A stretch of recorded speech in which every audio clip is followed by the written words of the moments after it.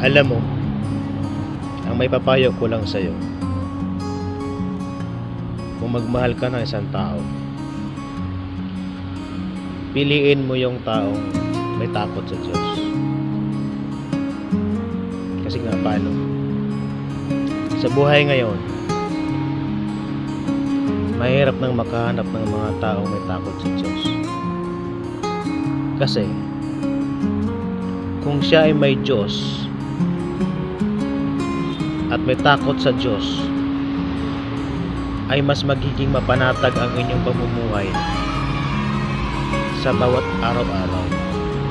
At ito pa, mas magiging kampante ka sa pamumuhay mo kapag kayong partner mo ay mayroong Diyos sa buhay niya.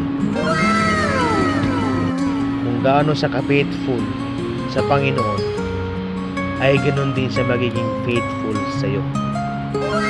Kaya alam mo, kapag may ganong tao na nakasama mo at nakilala mo, huwag mo nang sayangin, dahil habang buhay kanyang mahalin kasama ang Panginoon. Jared, God bless you.